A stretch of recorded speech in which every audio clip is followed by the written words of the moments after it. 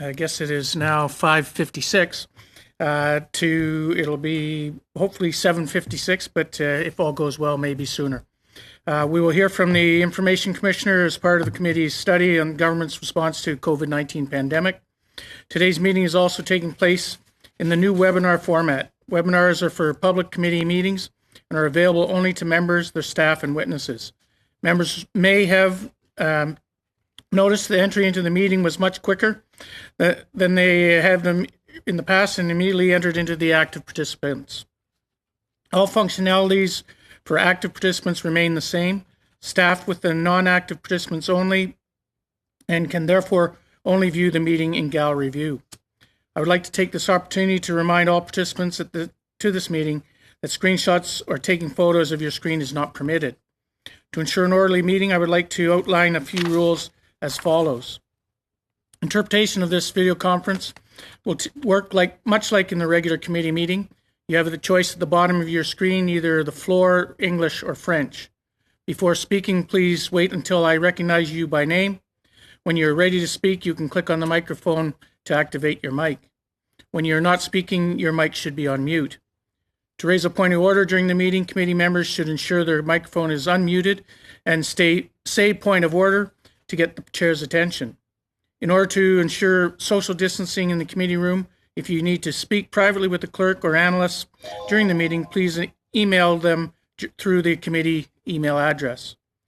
For those people who are participating in the committee rooms, please note that masks are required unless seated and your physical distancing is not possible. I will now invite the Information Commissioner to make her opening statement.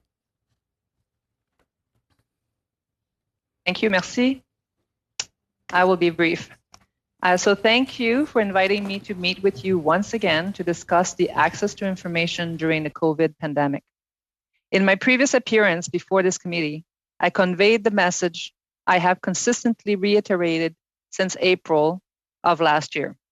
The right of access, a quasi-constitutional right, cannot be suspended because of the pandemic. Government transparency is the foundation of a strong democracy and has never been more important than during this crisis. In other words, we must collectively strive to produce an access to information system where access requests are processed in a timely manner without interruption, decisions are properly documented, and information is well managed. Lors de notre dernière rencontre, j'ai souligné certains des facteurs. When we last spoke, I outlined some of the factors that were creating barriers to transparency and eroding government's accountability to Canadians. But I also spoke of a window of opportunity that had been opened to bring about essential change, starting with the operating model of government and the culture that underpins it. It was time for the government to show leadership and take action. The pandemic. As the government seized the opportunity to change? In my estimation, it has not.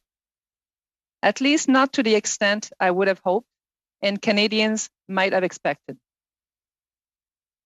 Malgré tout, quelques développements encourageants ont été constatés. However, there are further signs. There are some encouraging signs. In fact, during the summer, many institutions were able to regain some capacity to process access requests during the summer.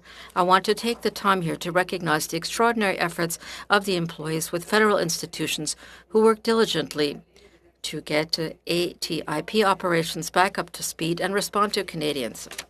I commend them for their creativity and initiative in making the best of a difficult situation. However, there are further signs that government is not moving in the right direction, with little, if any, concrete measures to improve the current state of affairs.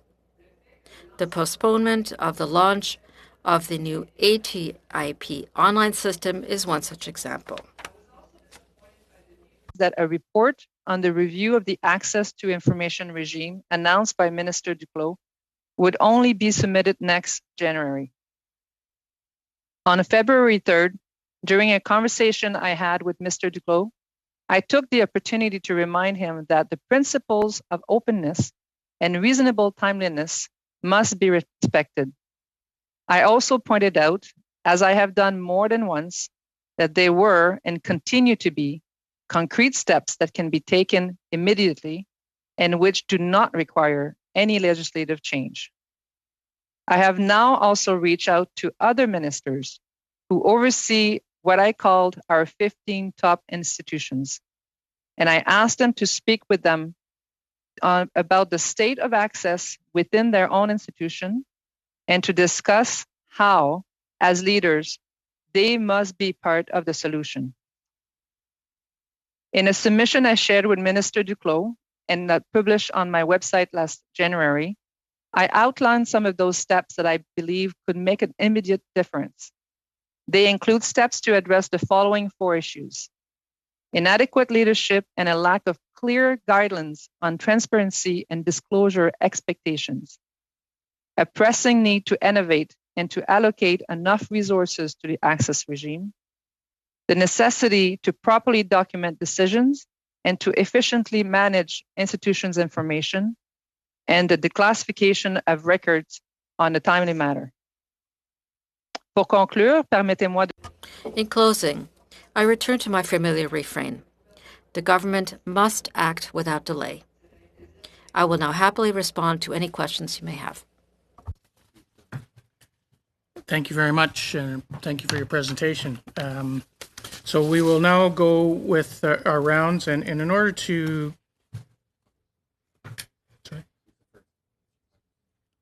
Sorry.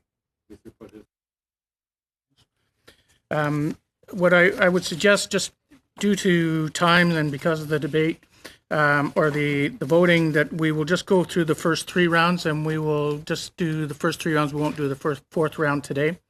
And we'll start the first round of questioning with Mr. Paul Hughes. Merci, Monsieur le Président. Bonjour, Madame Mirand. Merci d'être. Thank you, Mr. Chair. Good afternoon, Madame Ménard. Thank you for your presence. I really appreciate your honesty and the way in which you do your work. It allows us to confirm some things that disturb us. It's the lack of transparency of the government. And also what's worrisome is that in your report, you're saying that the access to information system is at the tipping point. And the opposition, in order to get information, has to take extraordinary measures like motions in the House to have a minimum of information. So I would like you to give us concrete examples related to the COVID management now when you're saying that this is a broken system that cannot be fixed. What do you mean by this? I said that it's on the brink of being unable to be fixed. Of course, the COVID has showed us that our system is archaic. The access to information system is still based on softwares that haven't been updated for a long time. We have bureaucratic processes. Now that people are working from home, especially at the beginning of the pandemic, they didn't have access to the system with which they could answer the access to information requests. So they had to wonder how the information was managed and what system it was saved and how they could divulge it to Canadians. And we realized that many institutions were not updated. Now we're seeing some improvement, but there are still institutions telling us that they have to work on weekends and at night because the computer system is not fast enough for the documents that they have to deal with.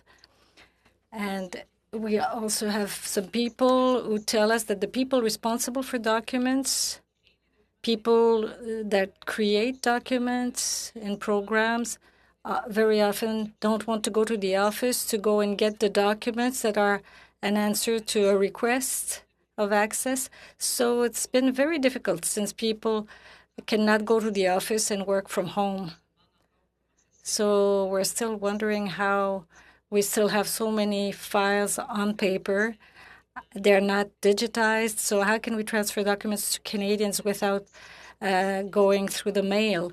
So we have all kinds of situations like that that have been worsened by the pandemic. Thank you. In your report, you're saying that there is a very big need of qualified additional staff. So have you assessed some departments like health, procurement, public safety? Do you have any specific figures that are available? No, I don't have any figures on this. But I would say that all institutions lack qualified resources. You're also saying that the Prime Minister cabinet and of the ministers should be subjected to the Act, and their documents should be accessible for the public. And you say that the report of the working groups on vaccines and documents related to the vaccines should be made public. What I'm saying is that there are many documents that are at the level of the minister's cabinet that are not accessible because the cabinets are not subjected to the Act now.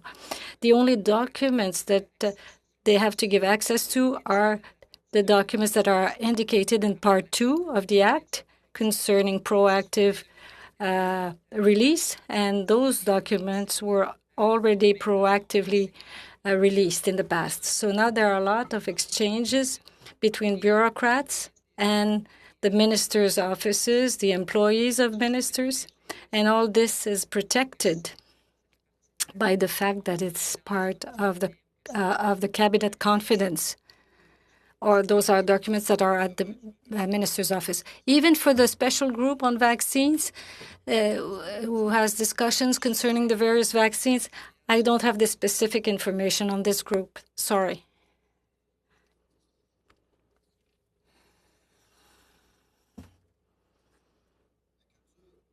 Culture. You're talking about the culture of complacency, and you say that the delays have to be eliminated. So does the Minister Duclos understand these issues that we have? Well, during my conversation, he told me that he understood that it was serious and that he was aware that it was an issue. Of course, we're still waiting for action on the part of the government. As I said before, some projects that were to be put in place were supposed to help with this for access to information. It was an online system, a new system through which Canadians could get their information directly rather than going through all kinds of means. And that project was put on the ice for one more year. So this is disappointing. But definitely, the ministers are aware, but they have to show through concrete and clear actions that it is serious and that they want to change the situation. Thank you. Paul Hoos, and now we'll go to Mr. Durand for 6 minutes. Merci beaucoup, Monsieur le Président. Thank you very much, Mr. Chair. And I would like to thank Mrs. Mena, who was with us later than expected. So a few questions concerning the increase in requests. In your report, I see that in 2018-19, there was a total of 125,000 access to information requests, and in 2019, 149,000 requests. And you've indicated in your report that in 2018-19, 73% of the requests were filled in the prescribed times, and in 2019-20, 67% of the requests were filled. So do you think that that decrease of about 5% is caused by the COVID-19? Have you had any discussions to know why the departments did not answer in time, even if there was an increase in the demand? Well, those statistics are 1 year old, so we don't have statistics now for 2019-20. So, of course, COVID will have a more important impact. But the access to information requests increased every year by about 25%. But the resources granted to meet that demand don't increase as much. So there's definitely a problem with this. And when I'm talking about resources, I'm not talking only about dollars. I'm talking about people who want to work in this area, which is not easy, but people that are well trained as well. And it's extremely difficult for institutions to find people to work in this because, of course, between themselves, they steal the analysts. I can imagine, yes. But the nature of requests, do you do an analysis on this? Because I've done one of those about 11 years ago, and for me, it took me about 2 years before I got an answer. So I know that lawyers had to be involved in this because they had to check if there were legal issues. But do you understand the nature of the requests and why there's such an increase, about 25% year over year? Well, I think that it's because we have a culture in Canada of people who question the government, and they really want to know on what basis decisions are made and where their money is going. So more and more, the public represents 65% of applications or requests for information. Of course, journalists are an important clientele, but there are lots of historians as well and teachers. But the public now is asking a lot of questions, and people want to know how decisions were made and where the money was sent to. So I think that's one of the reasons why it will continue to increase, because Canadians know that they have the right to get information and they ask for the information. So in your conversations with Minister Duclos, there is this increase, and you said that it was difficult to find human resources. And there's a computer system that will arrive at some point, because you've said that the systems are archaic. So when a new computer system is put online, will that decrease the time for answers? And will this decrease the delays? Well, I think that with today's methods, even with improved methods, I think that we'll never be able to meet the demand. The government has to show leadership while doing a voluntary release. I think that people should have access to information which is of public interest, especially when we're talking about COVID, health, the environment, things that deal with important issues. So I think that this is where we could definitely decrease the number of requests if the information was accessible without having to ask for it. So this would be a step forward if we could do that. And then, of course,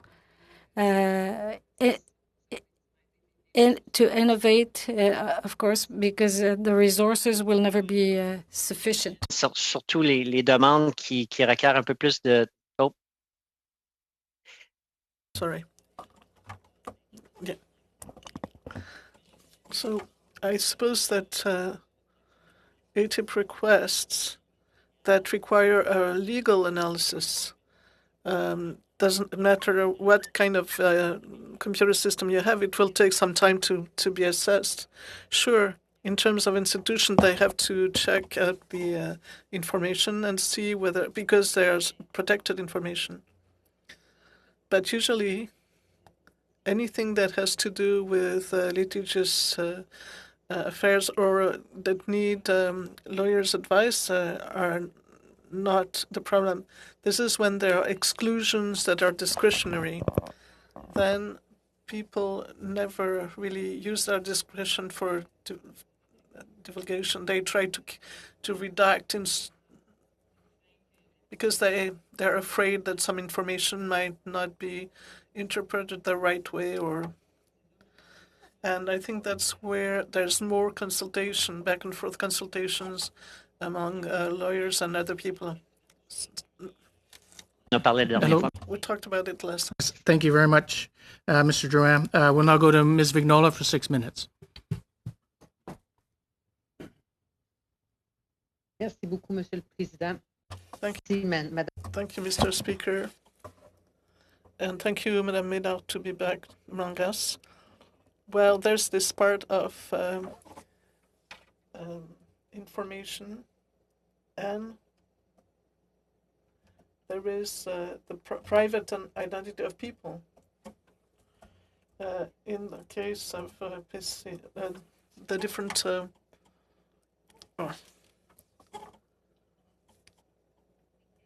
people who are at 15 years old received a T4.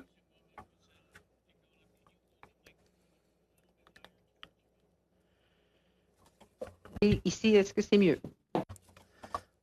Is it better?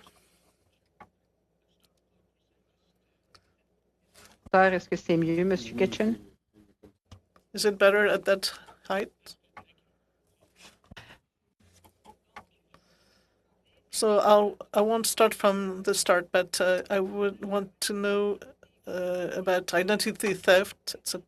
Well, do you think there are mechanisms to make sure that people who are changing something on the government website to ask for checks, or, well, are there any measures to avoid these identity theft? Madame Vignola, I want to tell you that I'm only the commissioner to information, so everything that has to do with private life, or it has to do with the other commissioner. So I would I would invite you to invite him as a guest. I know that he's working very hard in order to improve the situation in general, so that this doesn't occur, but it's not in my purview, I'm sorry. Thank you anyway. So, well, let's go back to ATIP then. You know that Canada is a member to the Partnership for an Open Government. Do you think it's concerning that a country that is a leader of transparency is acting the way it is, with control, with disclosing information about vaccines, etc.? Well, is it worrisome? Well, the government has obligation and responsibilities, and the government should abide by the law. But yes, I think that the government should demonstrate more leadership in this area. And by using voluntary disclosures when we are talking about contracts, that's sure that we have sections that are private, but disclosure would be a good thing. So the government should think about this, especially when it signs a contract with third parties. We talked about it last time. There are ways to do contracts when you have certain sections or clauses that can be disclosed, and other parts of the contract that could be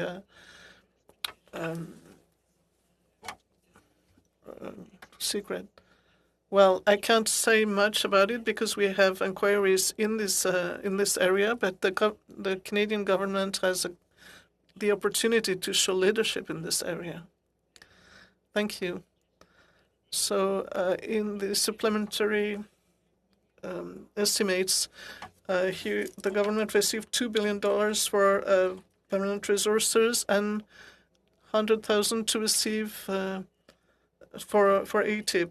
Are those amounts enough to be able to meet the needs?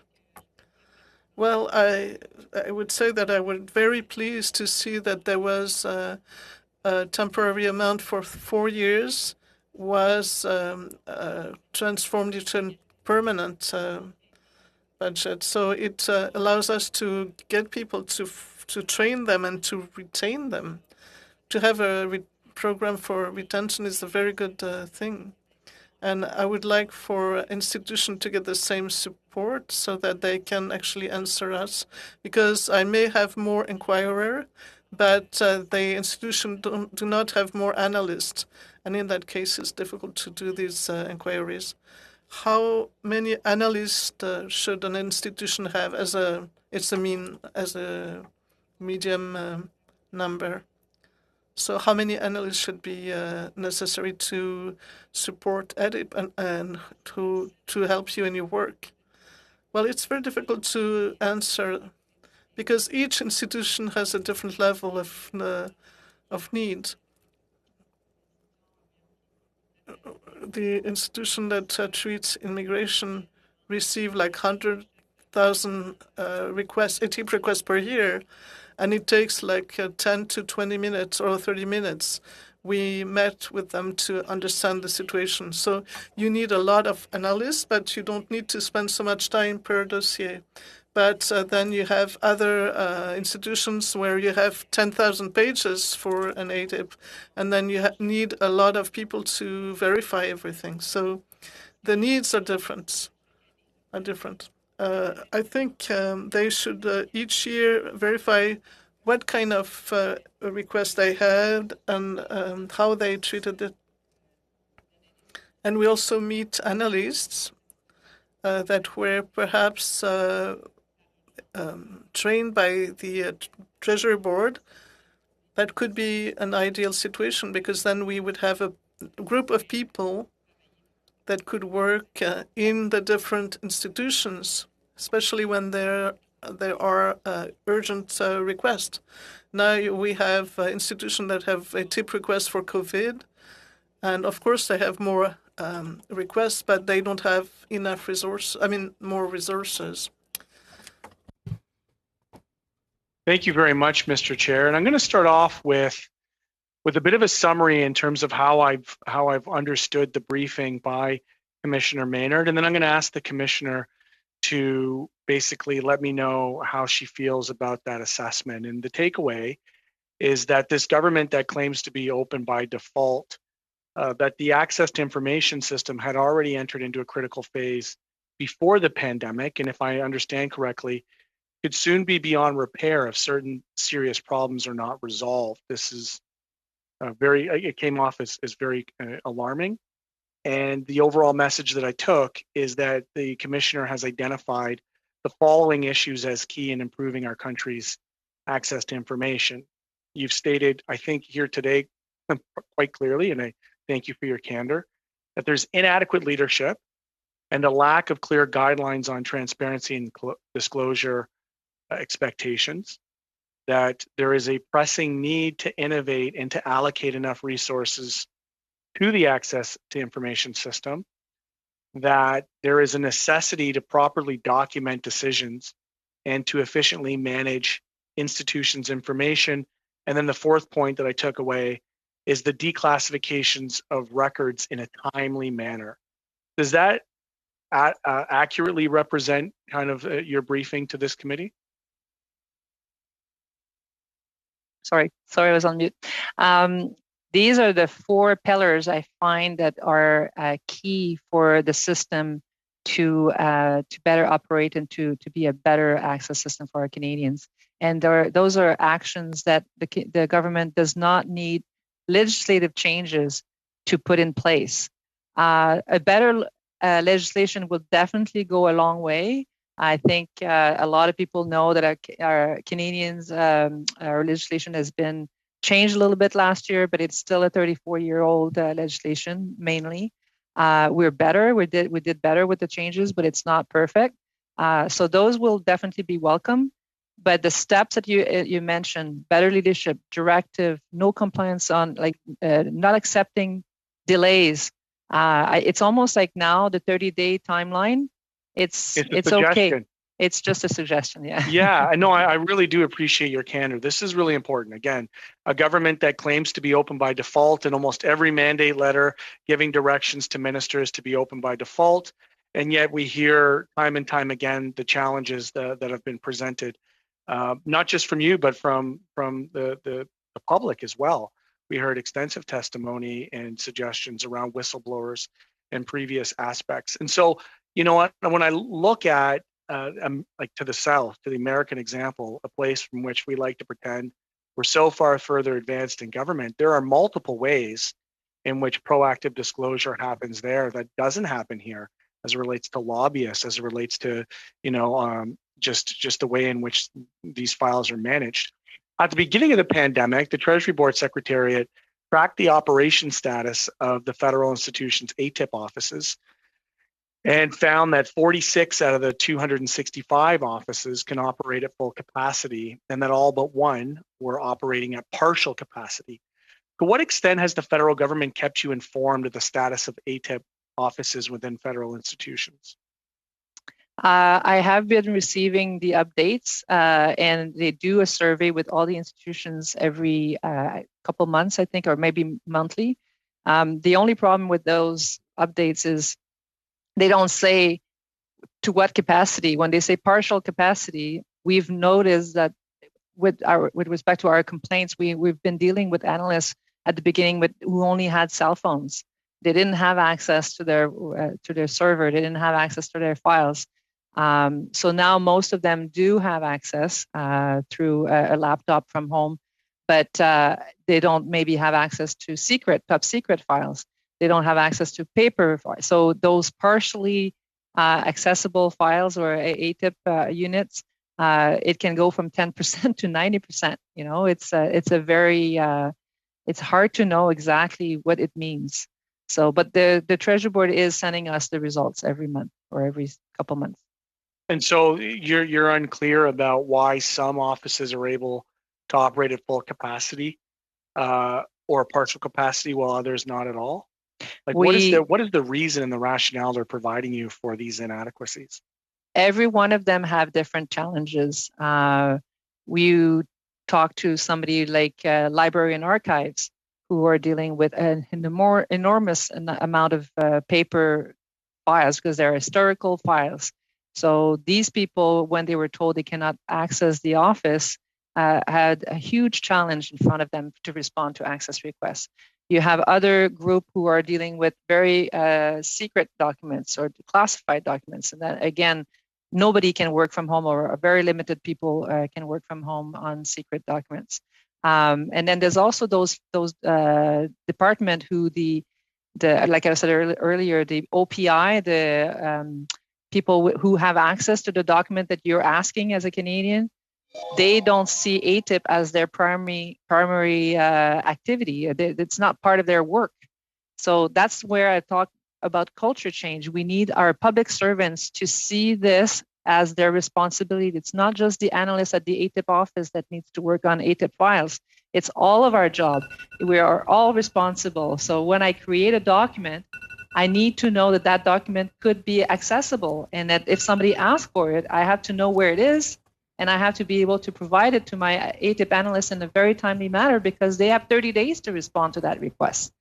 So if you and I spend 10 days finding it, that takes 10 days out of 30 days. You know? So everybody, and that's where I think the leadership directive and the guidance from the top of every institution needs to come down. I strongly agree and appreciate your candor. Yeah. Thank you, Mr. Green, and thank you, Ms. Menard. Well, now, Mr. McCauley, you have 5 minutes. Great. Thanks, Mr. Chair. Ms. Menard, welcome back, and thanks for your information. You were mentioning in your opening talk about Treasury Board President Duclos that he needed to make concrete steps, or there are concrete steps to take immediately. Have you actually seen concrete steps taken besides more virtue signaling that, yes, we will get better?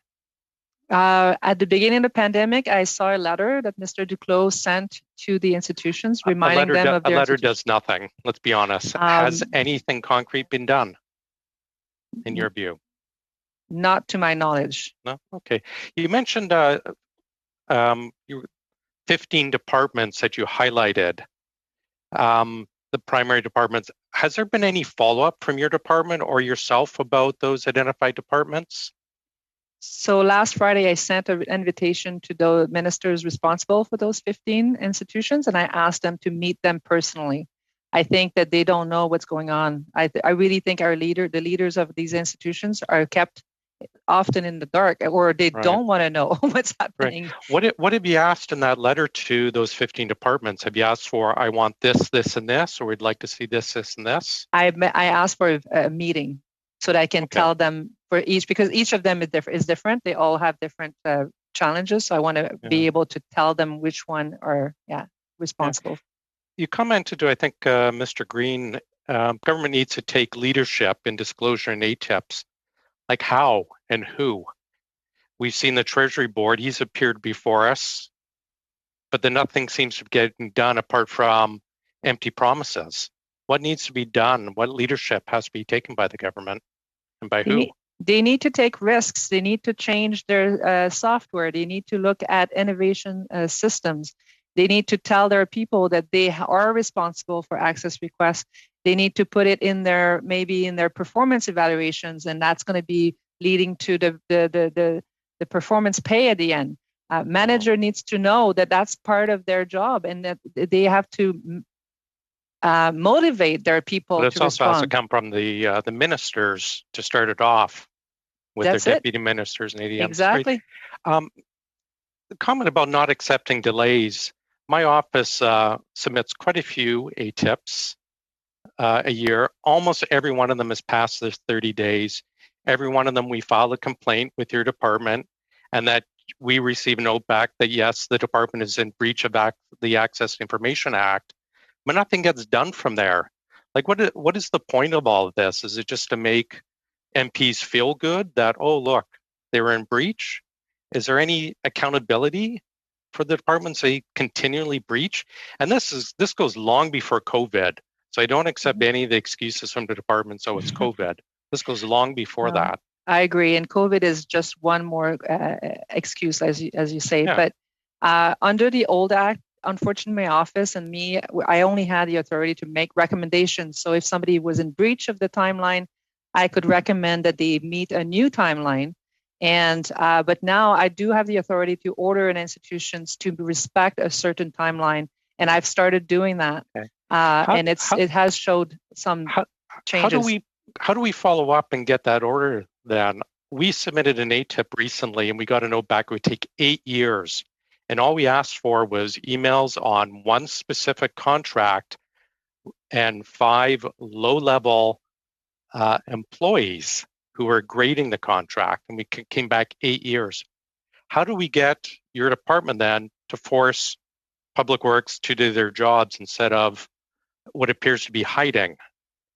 Well, the only thing I can say is if it was a complaint that was submitted before June 2019, I did not have the authority to make orders. It's any complaints that have been filed since June 2019 that we have now the power to enforce. So we should just follow up. Let me ask, I'm running out of time. Our last OGGO meeting, we had collection of whistleblowers. We were looking at this situation, and Canada's very weak whistleblower protection. How is our lack of a proper access information laws affecting perhaps whistleblowers and their ability to come forward, or our ability to protect them? I think, I don't know. Like it's a very good decision, very good question.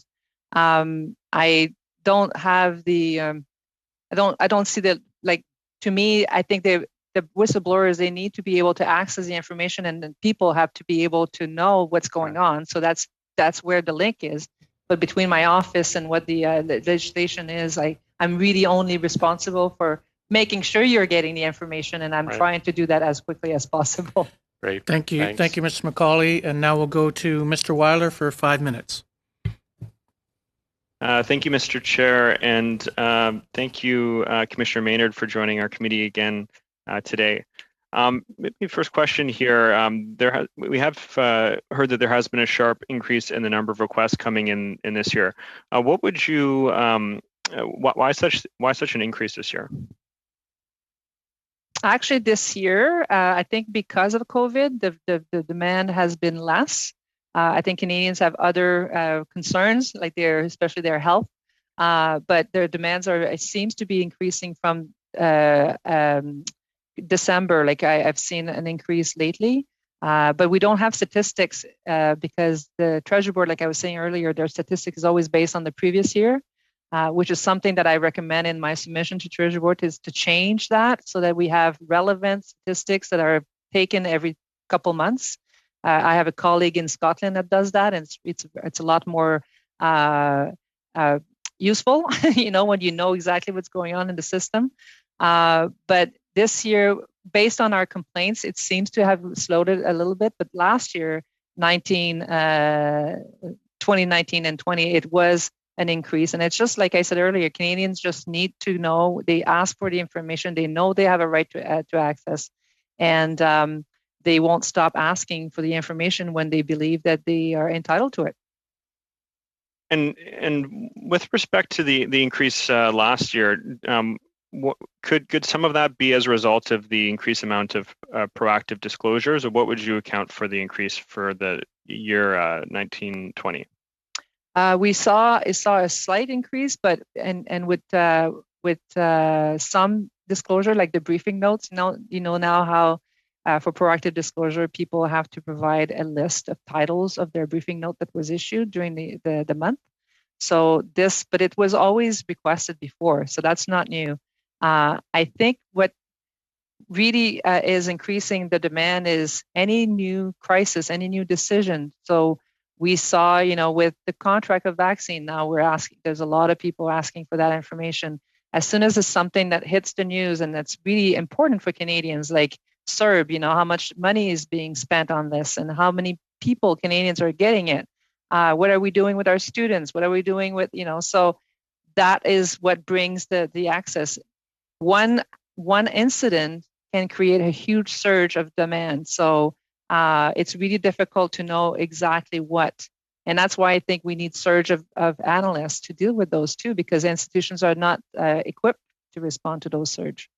Well, certainly I sense the heightened interest in and thirst for information these days, and I'm certainly I can understand that. And to build off one of the points that my colleague made,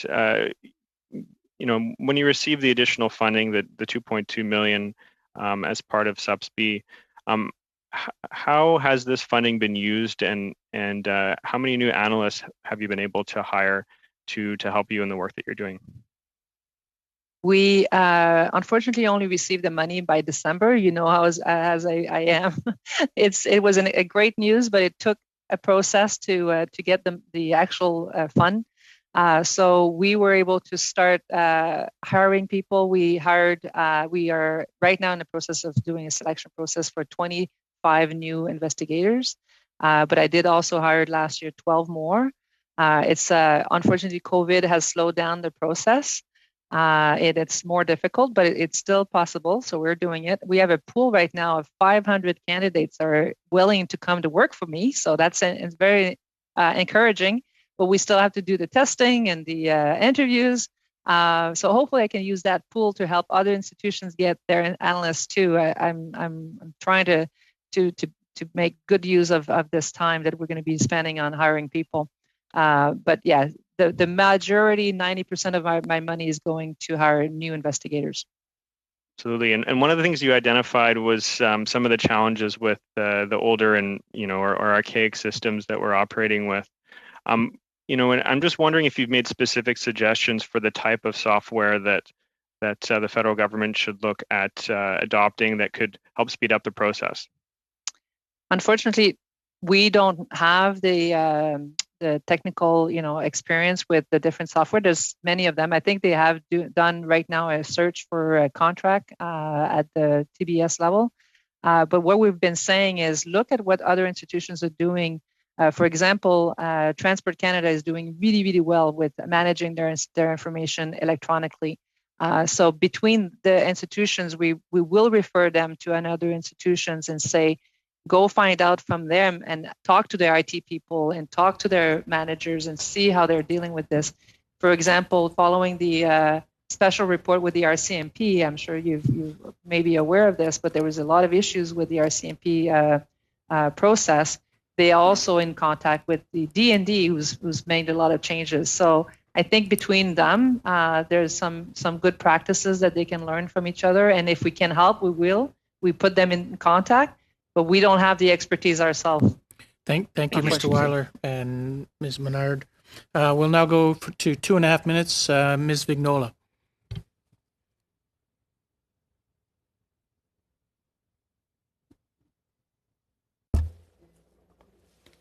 Thank you very much, Mr. Kitchen. I am so sorry about this delay in the translation, and the interpreters who are doing an excellent job. Thank you very much.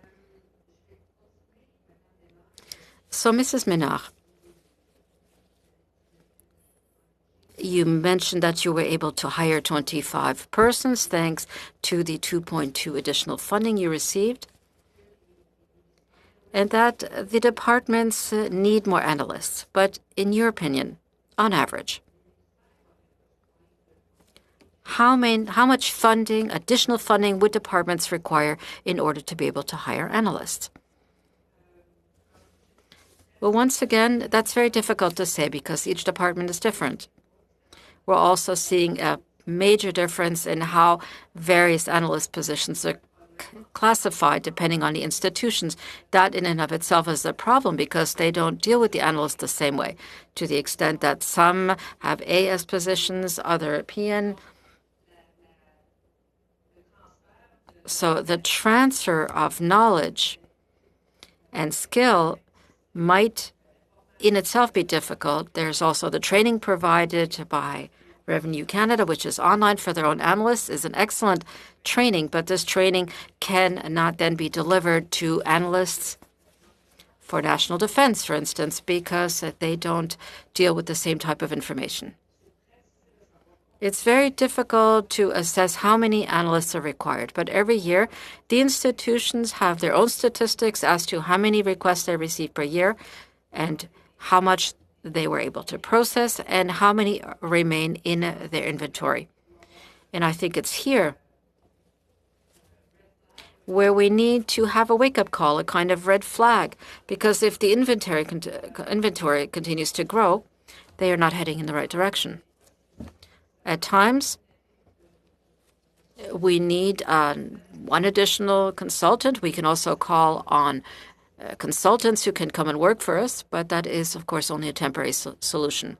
In terms of the departments and government institutions, which in your mind seem to be the most reluctant in being transparent, and are there specific reasons that explain that, according to you? Why is it that there's a hindrance? I'm trying to find the right words not to offend anybody. Well, once again, that's very difficult to say. It has an impact on the kind of leadership that we see at the institution. We see that when deputy ministers are directly involved in access to information, there's a great deal more transparency because the entire institution, in that case, sees that the senior levels are taking on a leadership role in their department. Very quickly. Mr. Green, you have 2.5. Yeah, I just want to build on my colleague from the block's really solid questions, Ms. Vignola. We've assumed that everything would stay the same, but from your position, based on the gold standards around the world, if we were to apply a true open by default measure, in your opinion, how would that offset the need for all of the current levels of ATIPs? So for instance, if we had proactive disclosure, if we had better systems of transparency, from your opinion, how would that help us offset the current need that we have or that we're facing as a crisis? I think it would go a long way. Like there is nothing better, I think, than voluntary disclosure. Like I think one of the best example I've given you last time, I think, is Australia. When they have 3 requests on one subject, it's automatically proactively disclosed afterward. We have Health Canada, who's told us that they have always the same type of requests pre-COVID, the testing of the medication, like the results for those testing. So once you know that, why not make it public? Why wait for an access request? PCO is getting the same type of request. CSIS is getting the same type of request. And CSIS, they have very specific, very high-level secret documents. So they have to be careful, but there's still, they know how to manage their information so that when there is an access request, they can provide the information without disclosing that must be protected. It's not lost on me that we have a minister for digital government. Like, we have a minister whose job this is for digital government, and yet here we are. So I want to talk about the doomsday scenario. The doomsday scenario, what would happen if after COVID, the access to information regime goes beyond repair, like just completely haywire? What would the implications be? Canadian will lose complete trust of their government. I would agree. Access is to give information so that our Canadians can count on their government, and they can take them into account, like really make them responsible for the decision and trust them. If you don't have information, if you can't trust your government, democracy is, at question. And I think that's that would be a very sad day. And I think it's incumbent on us to heed these words, and as a committee, come up with a way in which we can get to a proactive disclosure scenario and really poke and prod this government to do what they said they were going to do, which is be open by default. Thank you, Mr. Speaker. Thank you, Mr. Green. And now we'll go to Ms. Harder for 5 minutes. Perfect. Thank you so much. I guess my first question is, you opened up by saying that it is actually quasi-constitutional was the term that you used. And you've used it before as well, of course, to describe access to information. So if it's quasi-constitutional, then I would say that it would be deemed an essential service. And if it's deemed an essential service, then shouldn't those individuals who are responsible for accessing that information that has been requested, shouldn't they be able to go into their offices and then find that information and make it available? I mean, again, quasi-constitutional, that seems to be essential. So why are these documents, why is this information being held up simply because it's in the office and not available to them at home? Why are they being prevented from doing their job? It's really difficult to answer that question because I believe that our government institutions are trying to respect and the health information and the restrictions that have been imposed by the provinces. So we see, however, that a lot of managers, coordinators themselves will go in the office, but they feel that they don't have the support or the responsibility or the authority to let their employees or ask their employees to go. But it's really, yeah. So would you be able to encourage them then that perhaps that should be considered an essential service given that it's quasi-constitutional? I've been saying that since April. And what is the response that you receive from the ministers? Depending on, at this point, I haven't been able to talk to the ministers yet, but I have a few, hopefully, meetings in line. But the units that I was talking, the coordinators, the managers, like the really low level, but the responsible for the units, they really feel that it's their responsibility. So often, like I said, they will go themselves in the office. We've seen them so that the files are moving and their employees can get the information to continue to work on files. Okay. So they do take it at heart, but they need the support from higher up. Yeah. Ms. Maynard, are there some ministers that are more willing to work with you than others? You indicated that you'd like to meet with them, but it seems to be difficult for you. I sent an invitation last Friday. I already have 2 responses: Minister of Health and Minister of 2 out of Heritage. 2 out of how many? 2 out of 13 so far. Okay, and so then I think it's very encouraging. Okay, well, that makes one of us. Well, I said 3 days ago. 2 have responded and 11 have not. Not yet. Okay. Do you expect a response from the other 11? I will follow up with them if they don't. In how much time do you expect a response? Actually, if what my goal is to talk to most of them and to also talk to the Prime Minister if I can at one point, because I think that's the top, that's when I'm saying leadership, We need Right. the ministers, we need our prime minister to all say the same thing and to show it through action. So I do believe. Not to mention that he put in his letter to every single minister that he expected them to be open and transparent, but yet it doesn't seem that that is the case, does it? So we've been talking a little bit about the culture of delay or the culture of complacency. It would seem then that the system actually allows for this because there's no teeth. So you're saying that they can miss their deadline and there's no problem. They might get a courtesy call from you or a courtesy email from you, but then beyond that, there's really nothing that can be done, correct? Well, actually, under the Act now, I can make orders. So yes, there is more teeth. And I can also publish those orders, which seems to have had a lot of publicity lately. So I think, unfortunately, it takes that, but it has a very positive movement. Once you start also including the leaders in the problem, and that's why I say they are the solution, because most of them don't know until you raise it to their level. So that's what I'm doing the next month. Okay, thank you. I can appreciate that, and I know that you're working very hard. But it's exactly your point. It does start with leadership, and leadership at the highest is the minister. And so the minister is really the one that needs to communicate expectations. And clearly, they have not taken their mandate letters seriously enough to be able to say to their department officials that they want to be open, that they want to be transparent, that they want to be honest with Canadians. And that's really unfortunate. Mostly it's unfortunate because Canadians do deserve access to information. They do deserve to know that democracy is being upheld in every single corner of government departments. You said that with every crisis, it's common that there would be an increased demand. Now with COVID, you said not so much. But nevertheless, there are very important questions that are being asked during this time, is what I would say. Now, are there some questions that should be given priority over others?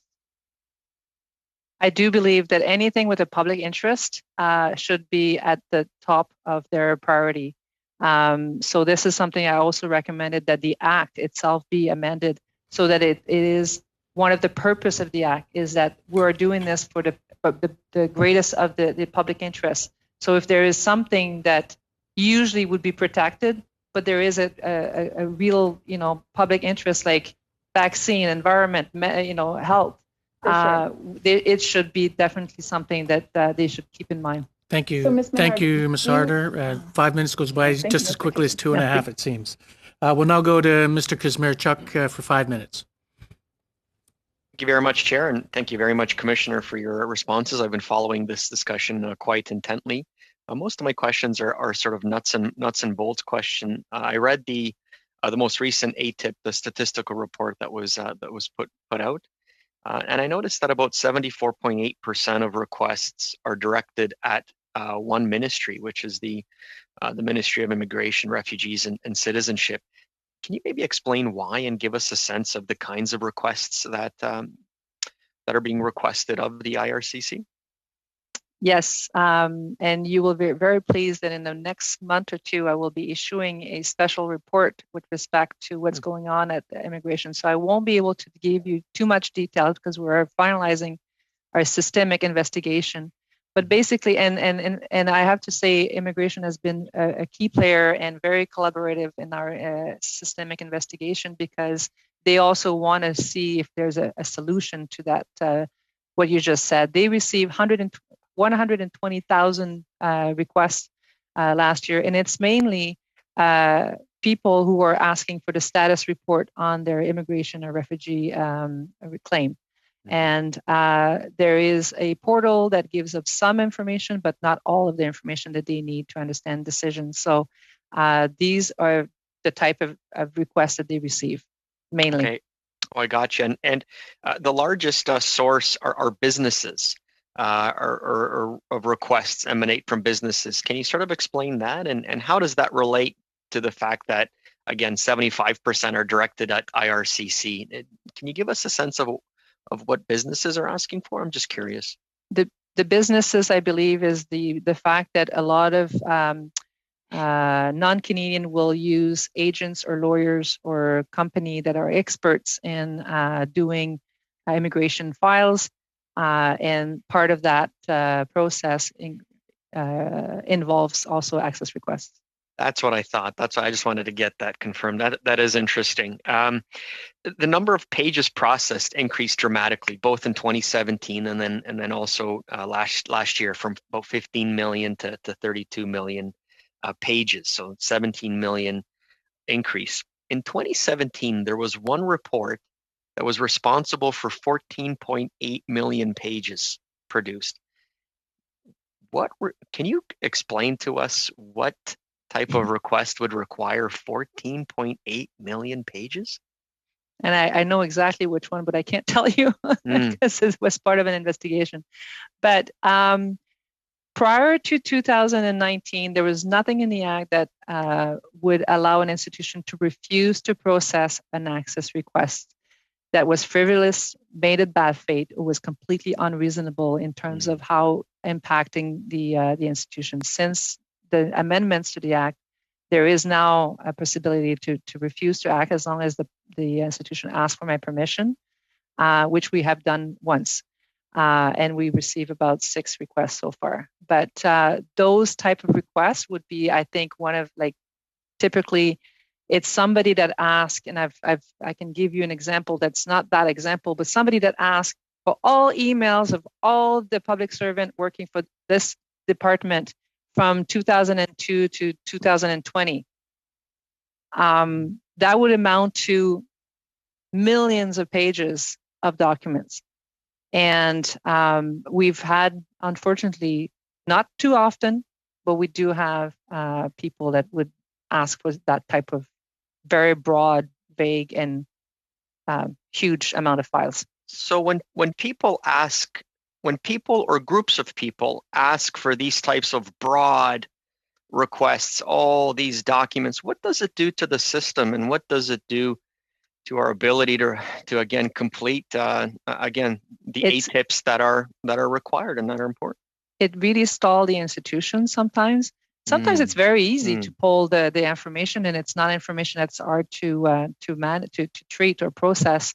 And sometimes the number of pages is due to the lack of good, management of information, which unfortunately we're seeing too. So it's not just the type of request. So better management would definitely reduce the number of pages in a lot of cases. But what we do with those type of requests, we talk to the requester and we try to scope down. We try to explain what it means. We try to explain how it's going to impact the rest of the the other requesters, that they're not the only one. And sometimes it works, and sometimes it's more negotiation. And sometimes we'll see institution in those cases asking us not to have to act on those requests because it's unreasonable. I've got a million other questions, but I think I'm out of time. Thank you, Mr. Kazmierczak, for your diligence and staying so close to time. We'll now go to Mr. Paul Hughes for 5 minutes. Merci, Monsieur le Président. Thank you, Mr. Chair. Mrs. Méran, if I do an access to information request concerning vaccine management, is this information that I have the right to receive in the prescribed times? Well, you should receive information, and the institution can use the Act to vet the information that should be protected, or they can use their discretion to disclose additional information. But in principle, yes, you should receive an answer. I'm not saying that you will receive all the information that you want within the 30 days of your request. Thank you. Vous parlez de la page 11 du rapport en français, la culture du retard. Puis là, ça m'intrigue parce que depuis qu'on se parle aujourd'hui, on a parlé beaucoup de la COVID, puis la COVID avait un impact sur le personnel. Mais là, on voit dans votre rapport que depuis le changement de gouvernement... Sorry, Mr. Police. There was a problem with the interpretation channel. Okay.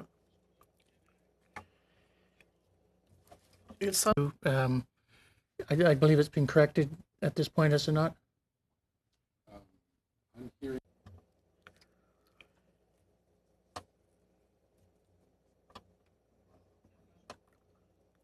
Thank you.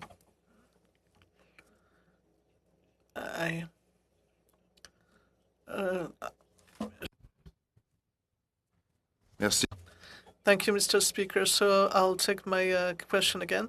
Page 11, you're talking about the delay culture, and I see the chart, and from 2015, each year there's a delay in the answer, in the response. But COVID has nothing to do with it because we have this until 2019. You're talking about leadership, and you said several times in your report that leadership comes from the ministers and prime minister. Do you think that since 2015 there are directives to delay or cause damage to ATIP? No, I don't think that's at that level. I think that's the reverse. That is to say, we did not take the initiative to reinforce the need and the responsibility of the different institutions and the public service. We didn't push them, push the idea that there's an obligation to respect this 30-day delay. And you let people go beyond 30 days, and so you say that that it's becoming lax, basically. Yeah, and people don't think it's too significant. So, according to you, you were talking about technological change, the use of messages. Could it be a tool? Because you receive mail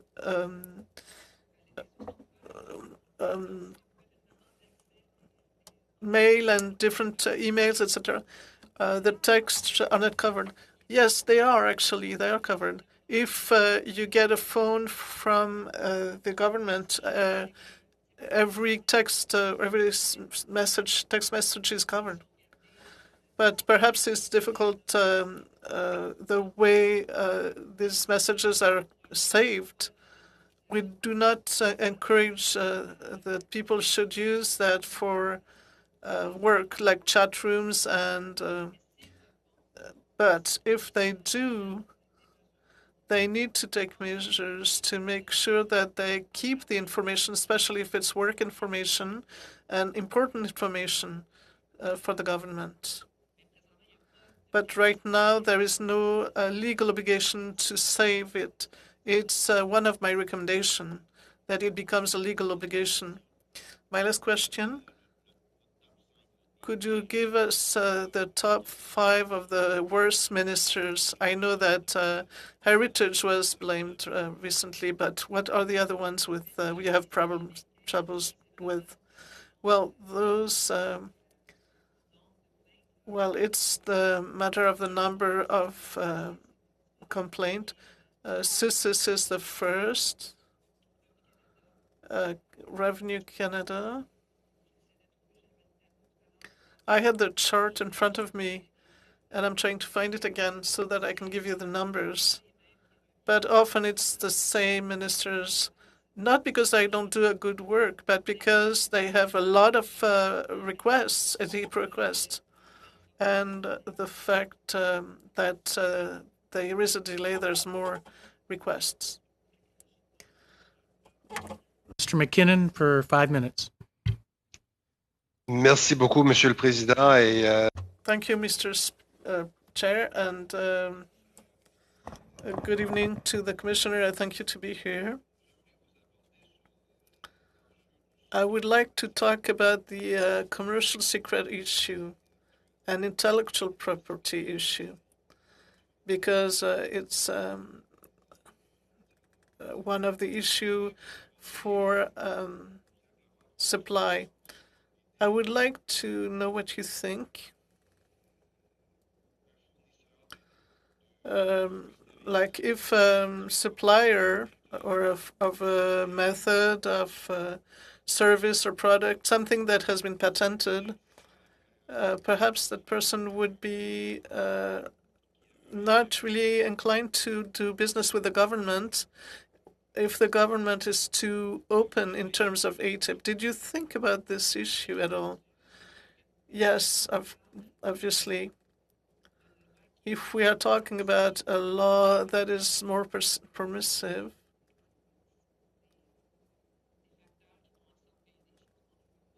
there are things that you want to protect. And the information that belongs to third parties, like companies that have to do with the government or have business with the government, well, there are several exceptions in the law, so there can be more exceptions. But what we hear usually is that either all or nothing.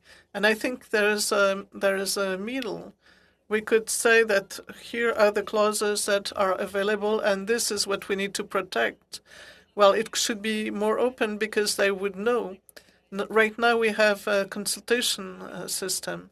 So if you want to do a contract with a third party, then the third party is consulted, and they can always refuse that the information should be disclosed. And I think it's not something that's going to go away. They should be consulted. So according to you, these exemptions are justified? Yes, because otherwise there would be some prejudice. If there's a real prejudice on the commercial value or on the patented product or a method, what we hear most of the time is that it's a potential risk, and it's very difficult to demonstrate this fact. But there are protections in the law. Well, in our time, intellectual property is often the only exchange among entities. So you think it's justified in the ATIP system that this intellectual property be protected or the commercial secret be protected? Yes. So in the context of the vaccines, it's hard to imagine something that's more current or more touched by the commercial interest or commercial secret. So it would be justified to retain the information. Yeah, we should look at the information that needs to be redacted, but there is always a way to disclose information and yet protect the information that needs to be protected. And what would be those methods or those ways to protect these? Well, right now, if you do an ATIP request, we have the obligation to disclose the information. That's the first obligation. But after that, you should see whether there's information that needs to be protected or that could be protected. And often people consider that could be protected actually means need to be protected. And then when there's a complaint, then people are able to negotiate. But usually the first reaction is to protect the information. So if you use ATIP software that vet or redact the information that shouldn't be disclosed, for instance, a document that you receive, there's information, and then there is black parts. Well, often it's the commercial entity's discretion or the third party's discretion that requires the information to be kept secret. So if the government needs to have a contract for this product, a product that is unique in the world or unique in its category, then it's you would justify the secret. Well, it's hard to say because I have to be careful because there could be a complaint about this. But yes, there are clauses in the law that allows us to disclose or share, but there's also clauses that allow us to protect the information. And then you need to see what is in the contract. It's not because there is a confidentiality clause that the whole contract needs to be protected. being very lenient with you today, so I appreciate that. We'll now go to Thank you, Mr. Chair. I appreciate that. Ms. Vignola for 2.5 minutes.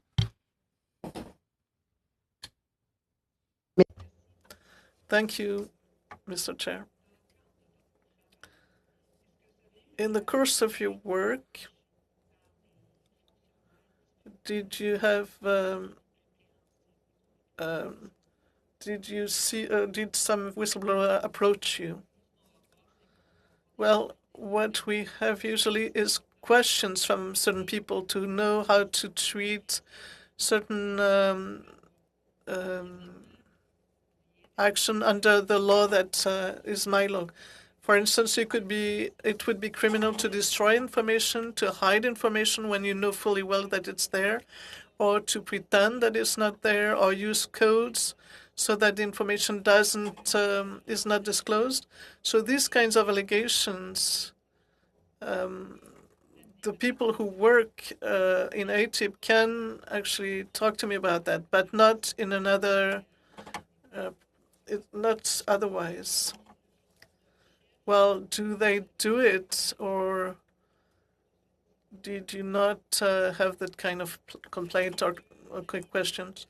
In the 2.5 years that I'm here, I had only one person who asked a few things anonymously. That is to say, they tried to call our attention to this, but most of the time we are the ones finding the information. You were talking about information management. I was thinking about archivists.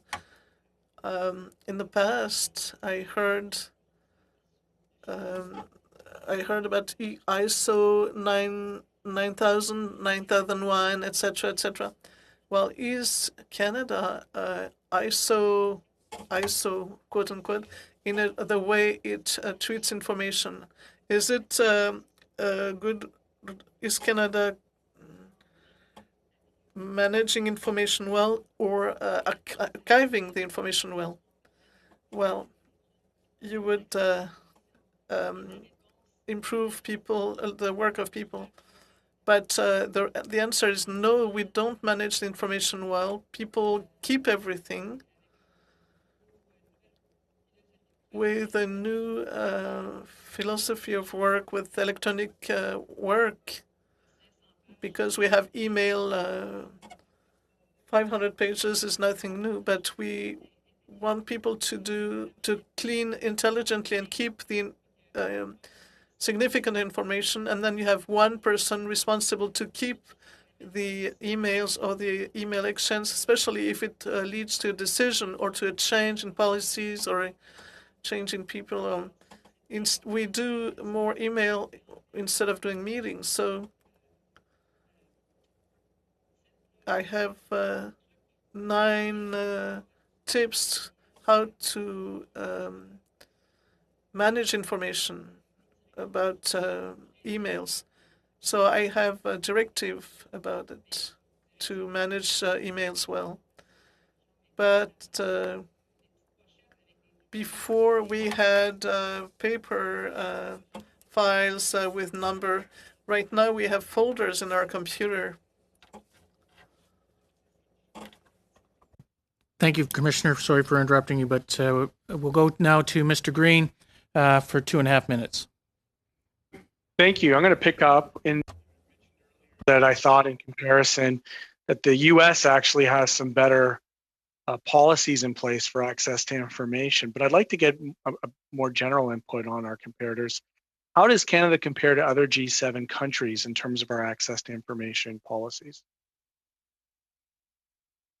Well, if you compare the legislation itself, there is a group that does every year an evaluation of the legislations in all the countries. Canada finished 52nd in 2018 and 50 last year. So I guess the changes that we've made with C58 brought us back up by 2 ranks. But this is only looking at what the legislation allows. It's not evaluating how in practice it's being applied. I have a And practical question. That's yes, very important. So practically speaking, as it relates to procurement, it's my opinion that the disclosure of contracts helps us have a better understanding and shed light on potentials for improprieties as it relates to procurement. From your opinion, within your legislation, how important is it for us to have the ability to disclose contracts with the government? it is like any information, it is very important to be able to provide at least some information. I'm not saying like I agree that there's some information. It's like cabinet confidence. There is a purpose there, but you need to be able to see those clauses that have an impact. And if I think there's a public interest, definitely. I think there is a way to conduct our procurement exercise that will allow more information to be provided. And there's also proactive disclosure. If I could just quickly, I got 30 yes. seconds on the issue of cabinet confidentiality, which has been a bit of a bugaboo for mine. It feels like everything that they put through the cabinet all of a sudden becomes confidential. And in that regard, if everything is confidential, then is anything confidential? Like, is our government currently using cabinet confidentiality to cloak some of their dealings from the public? I wouldn't be able to say because I have no jurisdiction to review the cabinet confidence. And that's one of the reasons I've asked for the authority, because I want to be able to tell you they're using it properly or not. I agree. And maybe that's something that can come as a recommendation out of this committee. Thank you so much for your time here. It's been very refreshing. Thank you, Mr. Green. We'll now go to Mr. McCauley for 5 minutes. Thanks, Mr. Chair. And following up a bit from Mr. Green, I think what he's getting at is we shouldn't block everything because of perhaps a small confidentiality clause in a 50-page contract, throwing out everything because of one item. So thanks very much. The reason I was getting about the whistleblower issue is we have very weak whistleblower laws, but we have a broken ATIP system where there's not able to get the information out otherwise. So I'm a bit concerned that we're weak on both areas, and you've stated as such that we're almost at the point of no return for ATIP. So thanks very much, Mr. Chair. In light of that, I'd like to table a motion from a matter in hand. I've sent a copy to the clerk, but I'll read it in if that's okay. I'll start now, and I'll email it. Well, we've emailed it to Paul.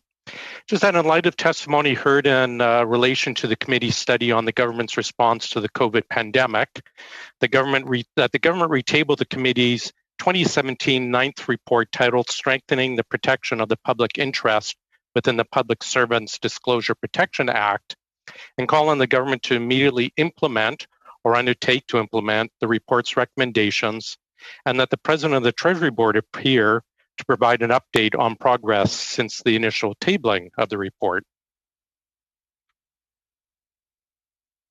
Reason behind that, obviously, it was a unanimous report from all of us last time around.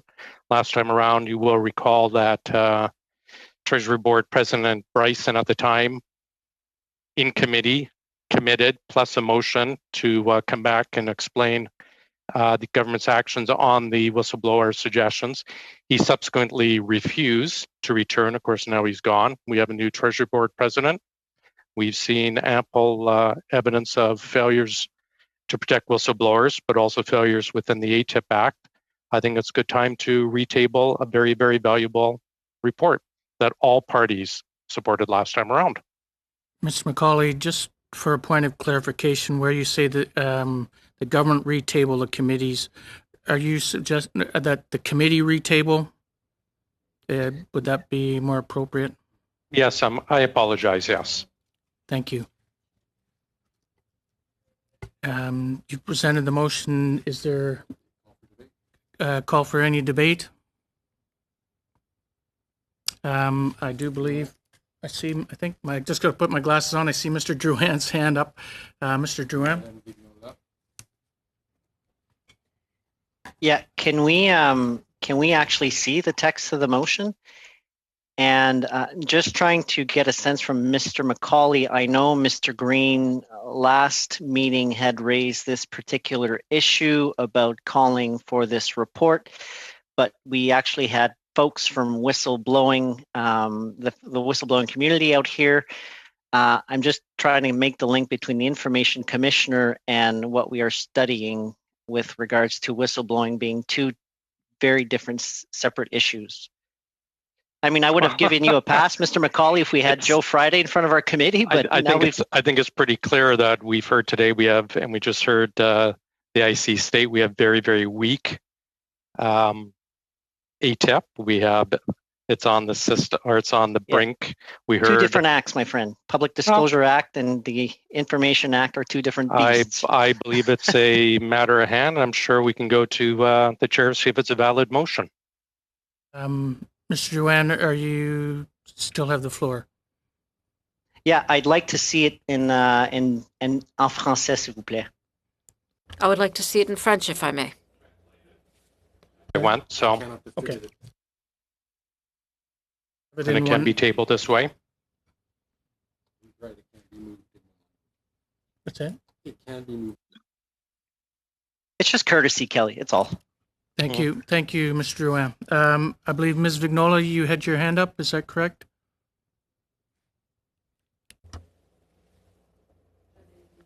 Yes, I had my hand raised, but Mr. Drouin asked a question that I want to ask, but the interpreter was able to do her work. I heard the motion in its entirety. However, I wanted to know if perhaps my colleagues could send it to us by email if that has not yet been done. If not, I'm prepared to debate it at this point. Thank you, Ms. Vignola. I think the clerk has it if he wants to forward it. So go ahead. Although that is, again, not how matter, Unfortunately, matter in as hand the motions text, I'm prohibited from the by the committee from distributing anything that isn't in both official languages. So while I do have a copy of the text in English, I'm not at liberty to distribute it unless the committee decides by unanimous consent to temporarily suspend that rule and allow me to distribute it. Thank you. I don't think that's required in a matter of hand motion, Mr. Clerk. It's actually not. You can move the motion, but unfortunately, I can't distribute it because it's unilingual English. Yeah, so. Yeah, I'm just saying from my part, I can't. Confusion about whether it's a valid motion. Do we have unanimous consent for the clerk to distribute to everybody what he's received from Mr. McCauley in one language? No. Okay, we do not have that. Thank you.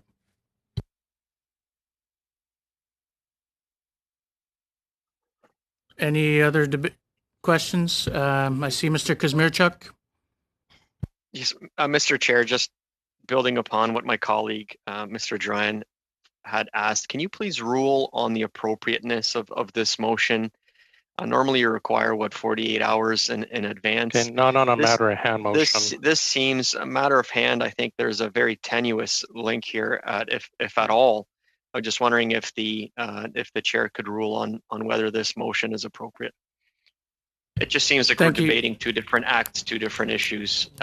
We are in looking at it, and as we move forward on it, we have had the whistleblowers here presenting to this committee on this study. We have also heard today from the witness, and therefore I see this as valid. And again, we will further continue debate. Mr. Drouin, I see your hand up. Monsieur le Président, je peux pas croire. Mr. Chairman, I find it hard to believe that we're debating a motion and that I, as a member of parliament, don't have this in French. We have passed an unanimous motion in the House to make sure that the interpreters can do their work, and I knew that they're doing their job. But I don't even have this available in French. Could this be repeated? Can I have a text in French? And I don't want to tell Mr. McCauley what to do, but it's been several years that he's been here, and he should know that you must present and table a motion in both official languages. This can't be accepted. It can be read in. I will get the and clerk they're to translated at the same time. Order. I will have the clerk reread the motion, and which will then be translated, and so that everyone can hear it in English and French. Mr. Clerk. Thank you, Mr. Chair. The text of the motion is that, in light of testimony heard in relation to the committee's study on the government's response to the COVID-19 pandemic, the committee retable the committee's 2017 ninth report titled Strengthening the Protection of the Public Interest within the Public Servants Disclosure Protection Act and call on the government to immediately implement or undertake to implement the report's recommendations, and that the President of the Treasury Board appear to provide an update on progress since the initial tabling of the report. Thank you, Mr. Clerk.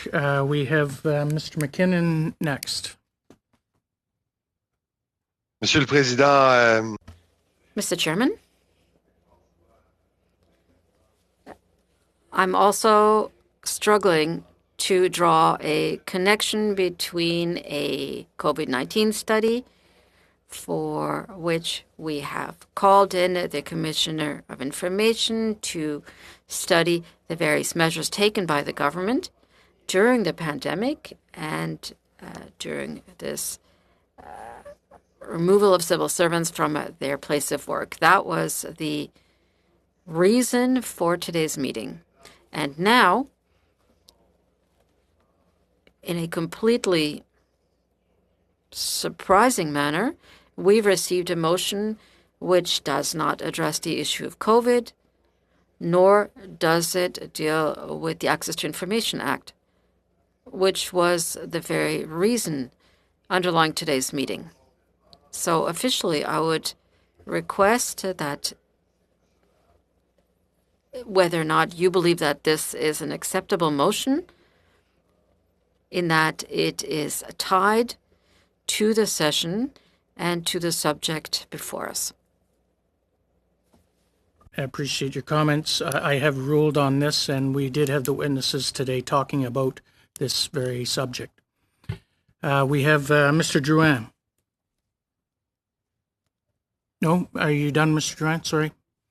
Okay, we'll go to Mr. Macaulay. Sorry, I lowered my hand. Mr. McKinnon, okay, I see no. Call for the vote on the question. All, Mr. Clerk?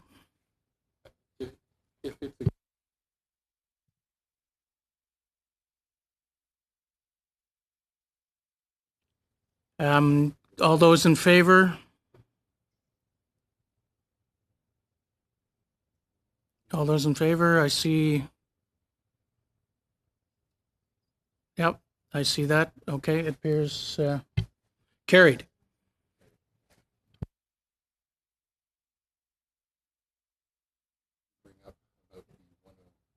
Okay. So I'm just deeply grateful this was a filibuster, so I appreciate that from my Liberal friends. I'm just going to have the clerk speak to this for a second. Thank you, Mr. Chair. I just want to clarify two things. As the committee has readopted an old report that it's going to present into the House, that's fine. However, if the committee does want to have a government response, usually it makes a specific request by motion, something to the effect of that, pursuant to Standing Order 109, the committee requests that the government table a comprehensive response to the report. And I just want to clarify if that is the intention of the committee. Also, when adopting a report, members have the option to present dissenting or supplementary opinions. That's provided for in the standing orders. And the only question that the committee has to decide on is a deadline for the submission of those. While it would seem somewhat irregular that they can present a dissenting or supplementary opinion to a report that's already been adopted, it is in the standing orders. I put those two issues to the committee to ask if the committee wishes to decide on those tonight before we move forward. Thank you. Yes, Paul. I think we should. Thanks for correcting that. And yeah, I can't imagine after a unanimous report from all parties that anyone would dissent to it at this point, but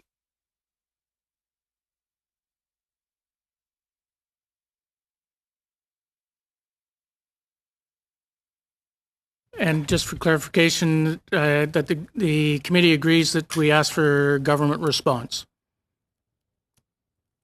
Correct? Yes. Thank you. With regard to dissenting and supplementary opinions, what?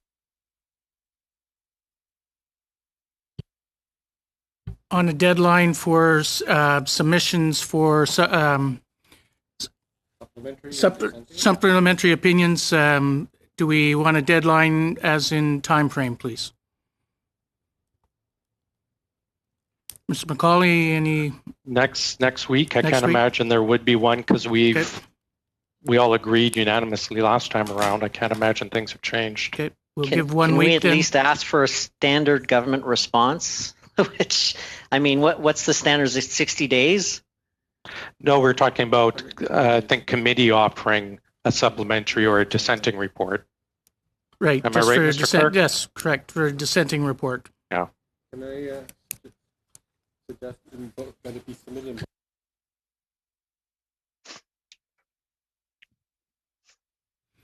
So we would do submitted in both official languages by Wednesday, the 24th at 5 p.m. To the clerk. To the clerk. Is that agreed? Agreed?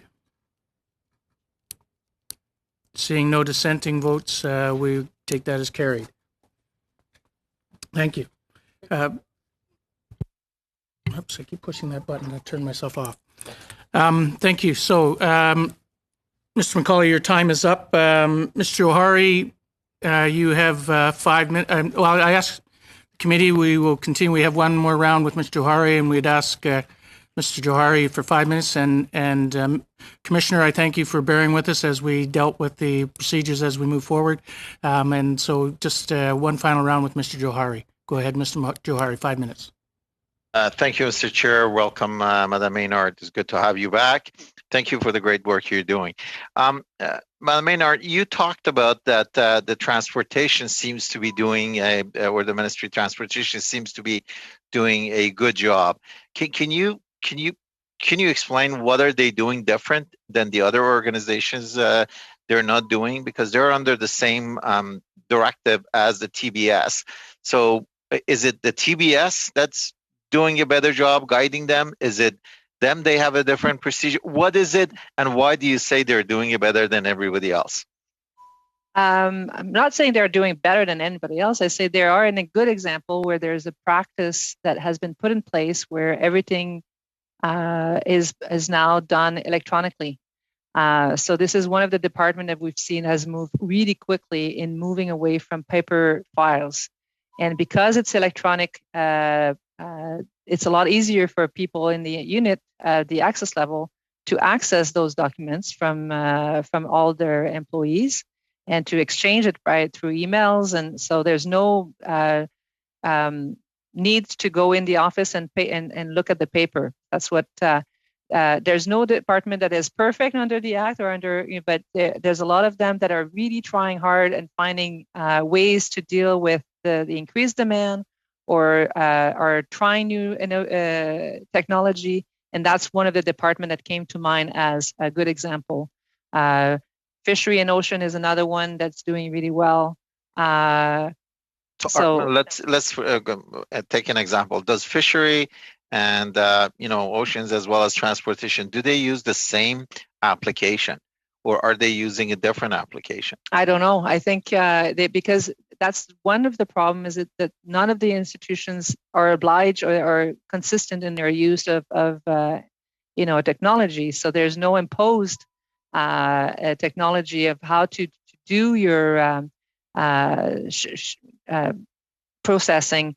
There's definitely some proposed information management system, but there's definitely when you see initiative from institutions and they're pushing forward new, like I say, guidelines or new directive that from now on we're not doing any paper documents. We're just going to do it electronically. Well, this had a huge impact on then processing access. Is there any way that the documents that's generated by the transportation or by fisheries and oceans are they any different? Like, is it that all their applications are coming online, or is it what is it distinguishes them being able to go from a paper to a fully electronic system that the others can't? Well, in your opinion, the others can't do. I don't know if anybody can't. I really think it's a will. And if people decide that that's how they're going to do it, sometimes it may take longer, but we definitely need directions from the top and money and resources and people that says enough is enough. And we're, changing, we're innovating, we're going to be making decisions that are, going to be helping us. We're going to be reviewing our processes. Instead of just continuing the way it is and accepting that it's too difficult. In your opening remarks, you talked about the fact that the launch of the online ATIP application has been delayed. Can you explain, in your opinion, what are the underlying reasons for its delay? I'm told that it is something to do with, because it's going to be used for privacy requests and also access requests, and there's an issue with the authentication of the requester. There's still some, I guess, technical issues with making sure that the person who's asking for the information is the person that that's the right person, because especially if you ask for personal information, they need to provide you with the information about you, not about your neighbor. So they are trying to fix that. I'm just surprised and disappointed that it took that long, or they're still trying to fix it, because it's been years of them putting together that online portal. Okay, so are you saying that this online portal is being developed in-house? No, I think it's gone through a contract. So they hired a company that was able to provide them with the specification that they requested. But there's some issue, and I think Treasury Board would be a better place to respond to you about exactly what the issue, because they're the one putting it together. But recently we were told that there's going to be another delay before it's implemented. Have they given you a timeline? Oh, sorry. Thank you, Mr. Johari, and thank you very much. Thank you, Madam Maynard. Appreciate that, and thank you very much. I'd like to thank Ms. Menard, the Information Commissioner, for appearing today and bearing with us with the votes that delayed times on her and pushing you further and further back, and we appreciate that. And so thank you very much for being with us today. And you're welcome to go at I can go. Thank you. And you're welcome to come back anytime. Yes, and you are welcome to come back too. Thank you. Bye. Thank you. Now, with that said, we were supposed to be going into a in-camera meeting. I think what we can do, in light of how long today has been, is that on Monday we have 2 witnesses coming, and what we will do is defer the majority of what we were going to go in camera to Monday. But there is one issue that we can bring up today, and I will just bring that up to you at this point in time. And so the sub-Cs were tabled in the House on Tuesday, February 6th, 2021, and some votes were referred to committee. And I'm just asking, does the committee wish to study the supplemental estimates C and invite the President of the Treasury Board, the Minister of PSPC, and the Minister of Digital Government to appear? I see a show of hands in favor. Carried. Now, the second question is, does the committee at the same time wish to study the departmental results reports, which were tabled in the House of Commons on December 7th, 2020, as well? And show of hands. I'm seeing hands up. Yes, carried. Thank you very much. So with that, okay, and then I'm going to ask the clerk just to comment on one other aspect first, and then we will adjourn. Thank you, Mr. Chair. Members will recall that we've been receiving documents from ESDC. We've received 2 groups of the documents already. Just to inform committees, I have received the 3rd and final group of documents. These are documents submitted pursuant to an order adopted by the committee on the 2nd of November 2020. Just to inform members that I have received the 3rd group and I am starting to process them. We are hoping to have them published on the committee webpage and accessible to all members and the public, hopefully by mid next week. And a note will be sent to members to that effect when that happens. I'm prepared to answer any questions if anybody has them. Thank you. Do we have any questions? seeing no hands up. I appreciate that. Thank you very much. So with that said, thank you everyone for being with us and bearing with the times with the votes, etc. Hopefully by next time the votes will be on our apps and we will not be running this extra 2 to 3 hours overtime. So thank you. I wish you all a good night and thank you. The meeting is adjourned.